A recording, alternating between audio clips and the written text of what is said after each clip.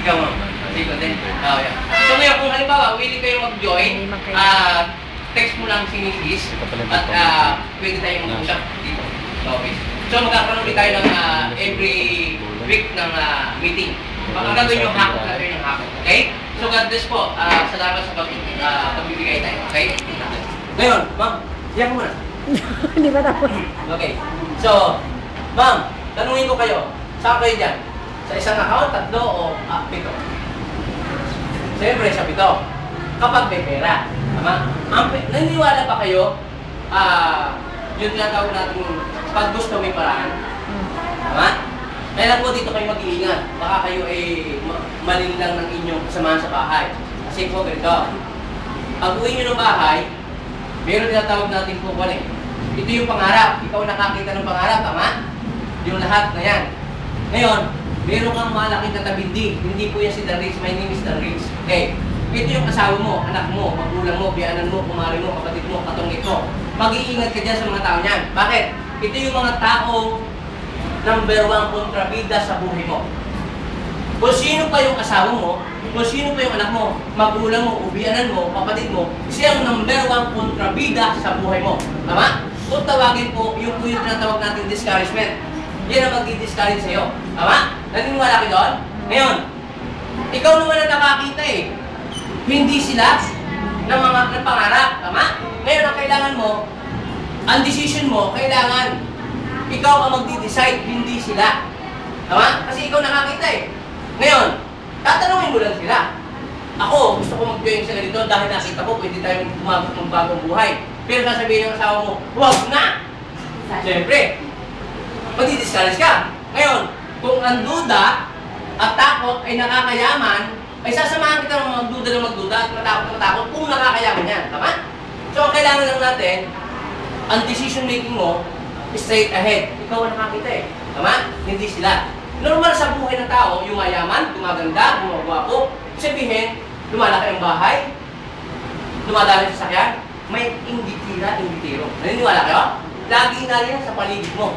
Kung unang-una nga, yung mga tubo mo. Ngayon, anong kailangan mo? K. K is knowledge, knowledge is power. Take note, pag maliit ang iyong kalaman, itutumba ka nila. Marami sila eh. Nasabihin sa'yo, nako, anak, mare, huwag ka naman ganyan. Networking yan, lukuhan yan. Naku, ako'y nag-invest ng 100,000 last year. Alam mo, sumali ako sa ganitong kumpanya, walang nangyari. Ay, ang laki ng bitawan ko. Alam mo ba, baka mapagaya ka, sayang ang pera mo. Ganun ba? Oo nga. Nagpapadala ka. Tama? Ang kailangan mo, malaking K. Kasi pag maliit ang kalaman mo, tutumba ka ito eh. Tama? Ngayon, ano kailangan mo? Yung malaking K. Pag malaki ang iyong kalaman, you can do it anywhere in the world. Magagawa mo gusto mo. Tama? So, ibig sabihin, kailangan mo ito. Katulad namin, tuloy-tuloy lang yung learning. Attend ang attend. Para sa ganoon, matutuhan namin kung ano yung mga tama at mali. Hindi naman porque kayo nag-join, yayaman ka na eh. Hindi ganoon. Hindi porque kayo nakarating ng abroad, nag-placement ka ng 100,000, at nakarating ka na doon, yayaman ka na.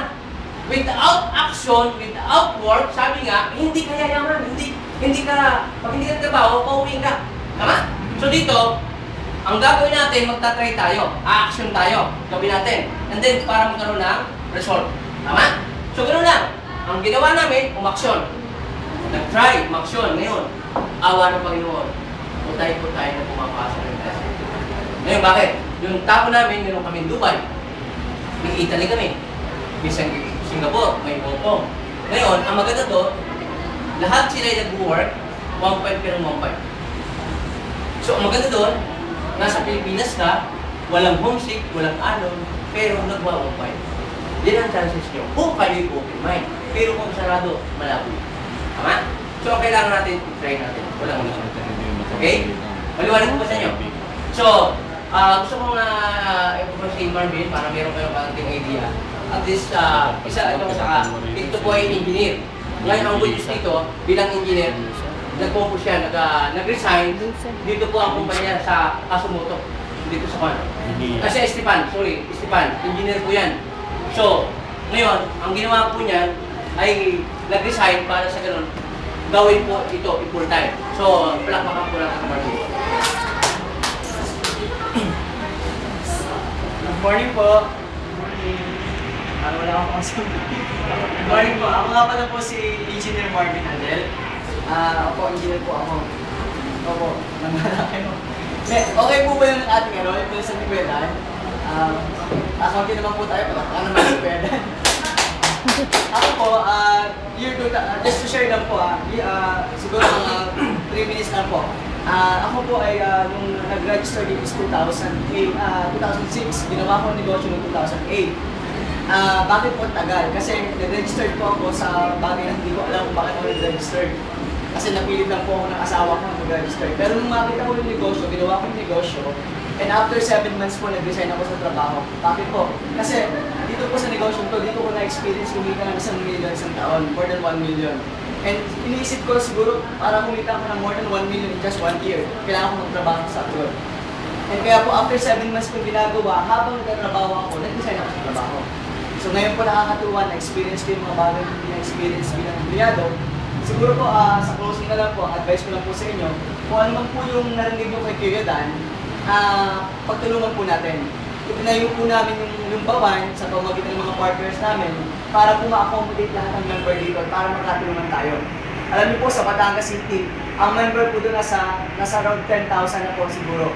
And dito po sa bawan, halos nag-uumpisa pa lang po tayo. Ang maganda po dito, nag-uumpisa pa lang tayo, tayo nagsisimula. At kung tayo nagsisimula, tayo ang makikinabang, same time, marami tayong matutulungan. And ang good news po, meron tayong ina-affiliate ng school dito, hindi muna po namin i-announce dito sa Bawan. Siguro po, mga before pasukan, may i-announce na namin kasi okay na po yung mga documents niya. Permahan na lang po gagawin.